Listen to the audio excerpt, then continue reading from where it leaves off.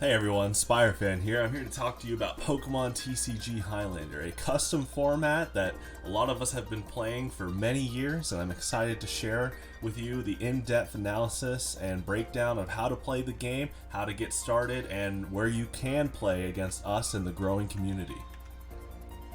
So, what is Pokemon TCG Highlander? Well, ever since I was a kid, I've been making my own custom Pokemon TCG format. Even before I learned how to play the actual TCG. I learned how to play the TCG back in 2007 when the Diamond and Pearl starter decks came out. I went to my local comic shop and one of the guys there was like, "Have you played these starter decks? They're sick." And I actually was able to take my base set on cards and actually apply them to learning how to play the game. Once I did that, I was hooked and I loved it. And you know, a lot of people say that I got into the card game at a very good era. Diamond and Pearl took the momentum of Ruby, Sapphire, and Emerald, that EX format, and they just amplified it to 11. And Highlander is to take that 11 and go to 12. So I was inspired by this era of Pokemon because when you look here, you look at cards like Zangoose, Venusaur, and Machamp. Something that you've noticed compared to a lot of other cards is how much detail is put into these. So Zangoose has 3 different slots and they all do different things. Thick Skin prevents him from getting special conditions, Invite and Strike can tamper with the opponent's bench setup, pull something up that they don't want and do 20, and Chop Up does 50, but you get rewarded if there's already spread on the opponent's bench.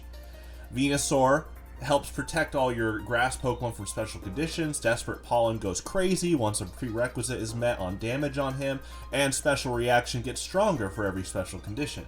Machamp's Takeout says if there's a criteria of the opponent having a basic Pokemon, they're instantly knocked out. Hurricane Punch requires 4 coin flips, for each heads does 30 times, and Rage does 10 more damage, plus 60.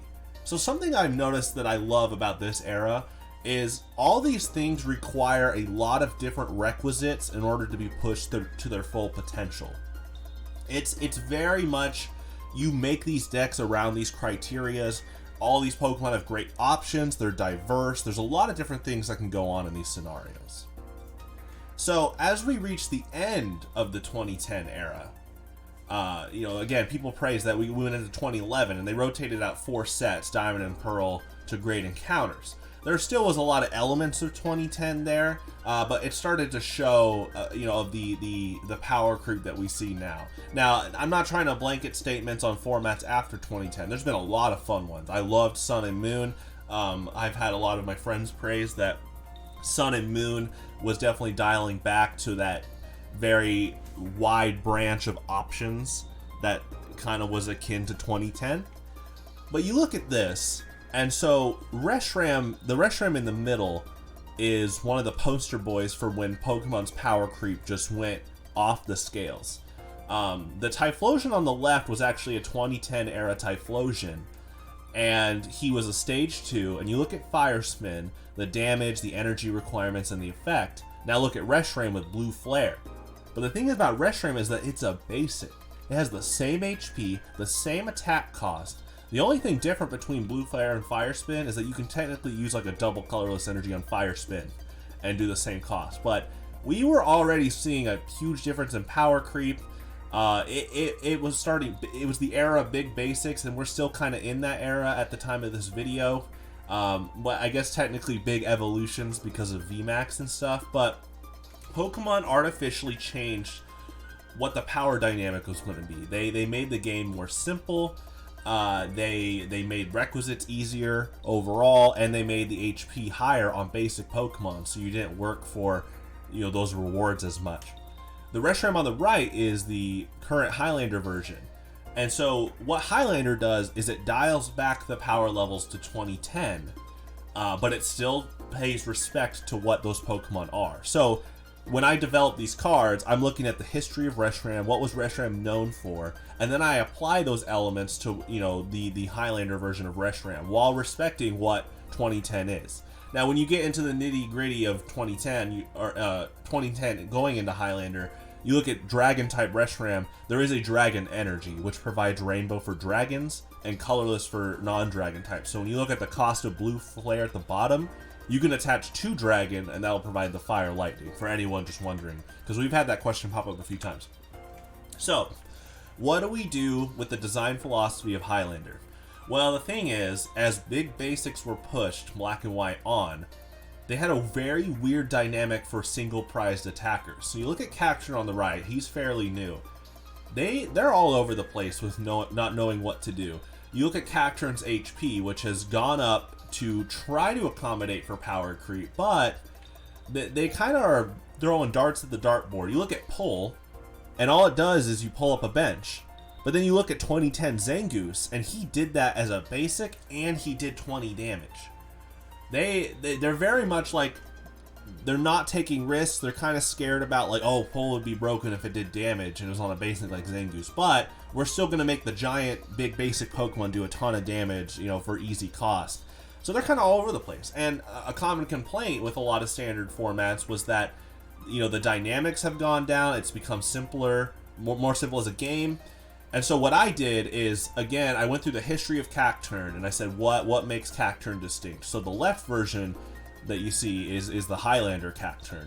Very highly inspired by the Platinum one, the 2010 era Cacturn.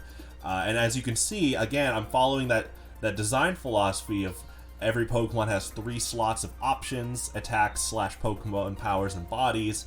And what does make them distinct? So Cacturn here is punishing the opponent for having damage counters on the bench. You can make him in a deck that is like spread oriented, or you could focus on Poison Experiment and try to lock the opponent in. And you're working for that. That's kind of goes back to that 2010 philosophy.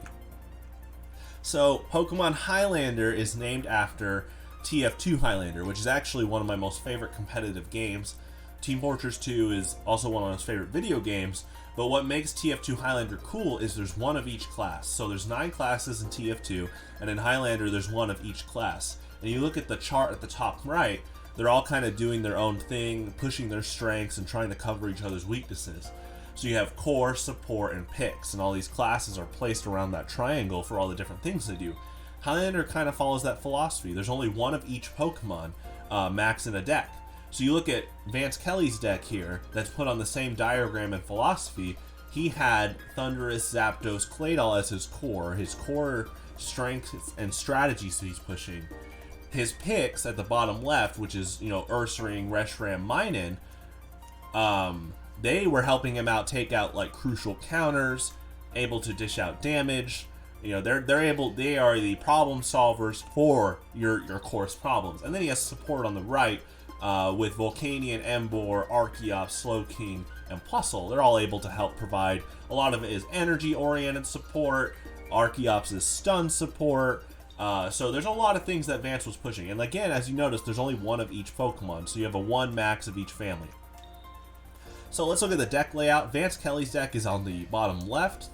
Highlander is an unlimited format, so it goes from base set to the most modern standard sets coming out. Of course, there is a listed legal list. You can find that on the main Facebook page once this is done. You can also just follow along right now if you open the link in the description. So Vance's list here, again, you notice there's only one of each Pokemon max. His energy counts are listed with dice, showing how many multiples, and then he has a bunch of trainer supporters and stadiums.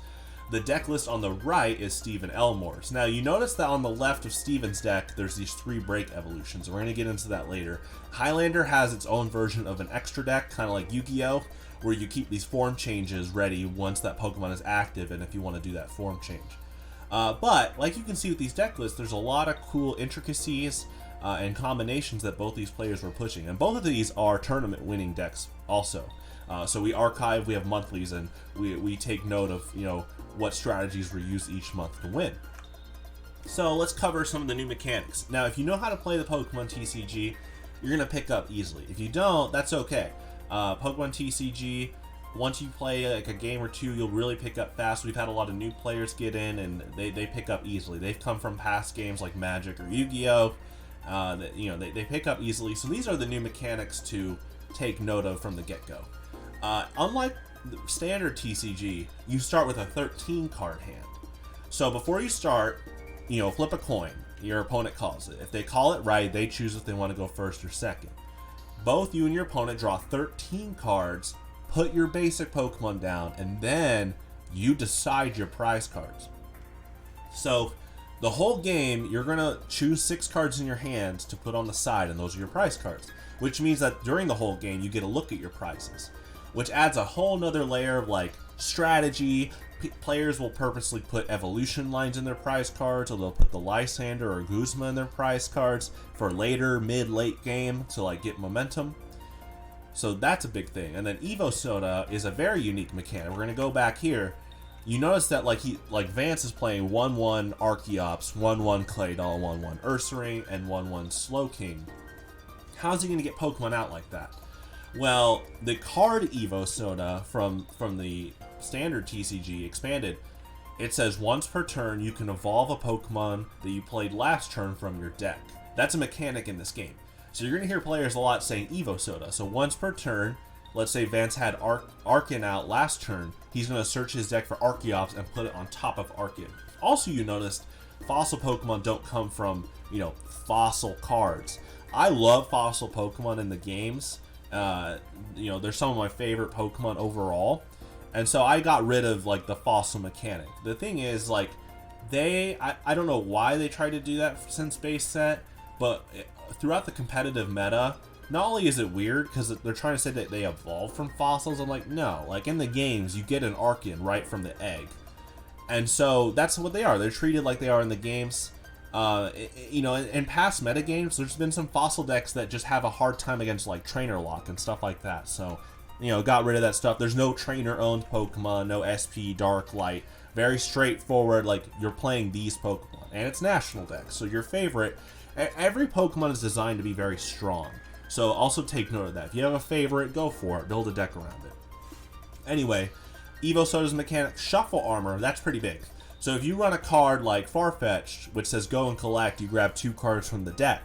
Anytime you use an attack to grab cards, next turn, your opponent, if they ever play a card like Enter Judge, those specific cards can't be shuffled back in. You put those cards on the side.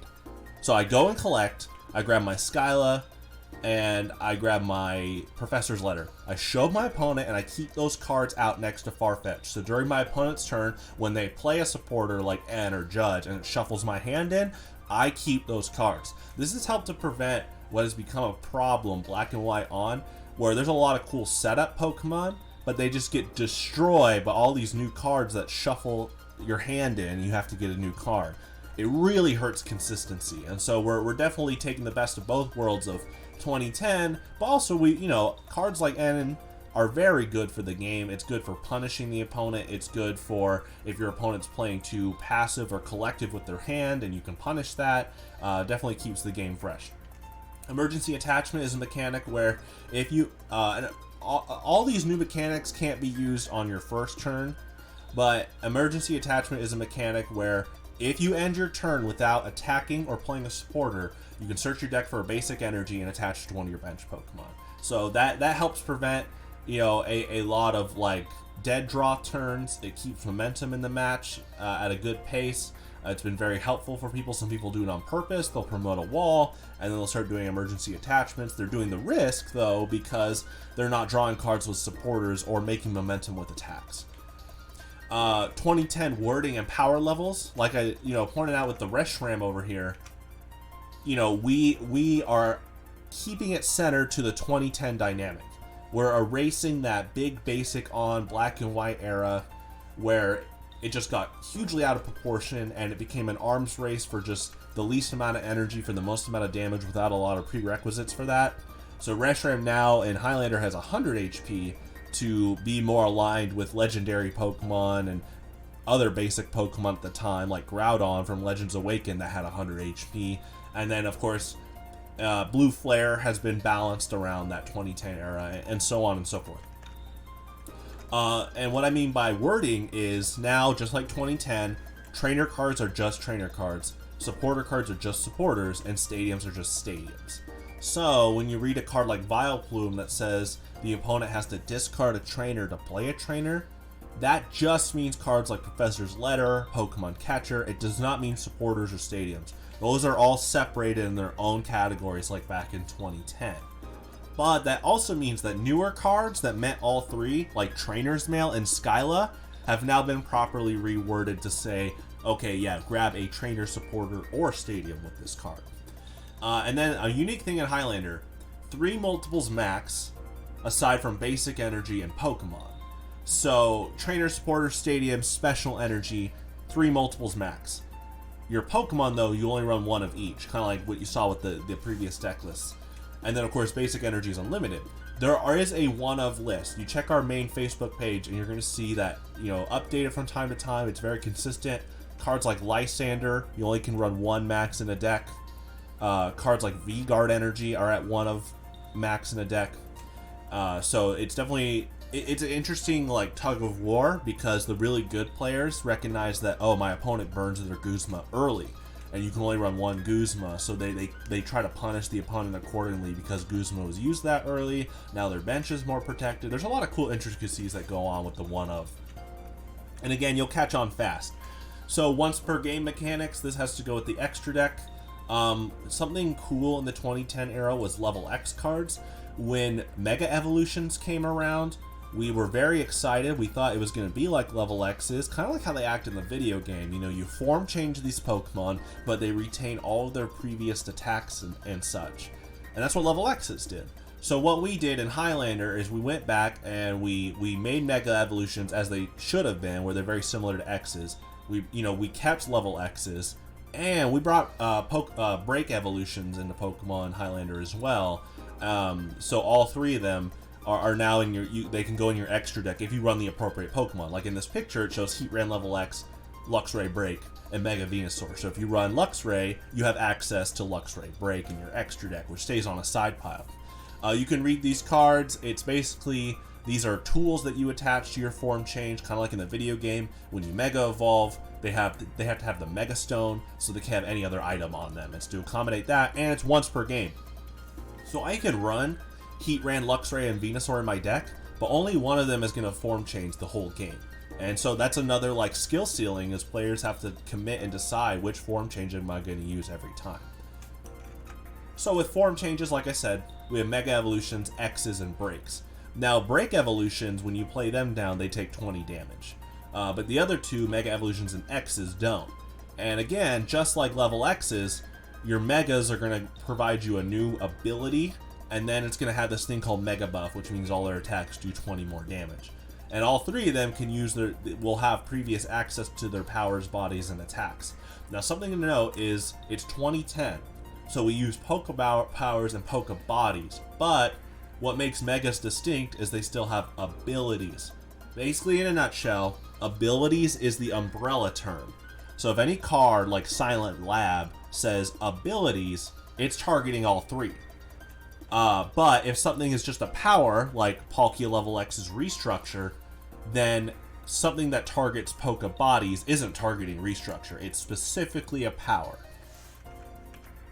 So Z moves is your other option. If you don't want to form change, when you end your turn, you can decide to attach a Z Crystal to one of your Pokemon, which means that the next time that Pokemon attacks, its attack is going to do 20 damage plus 10 more for every energy attached to it.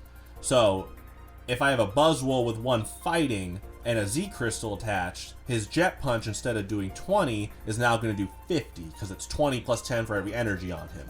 So it's a good way to amp up damage, swing momentum, get it back in your favor, stop your opponent from sweeping, stuff like that.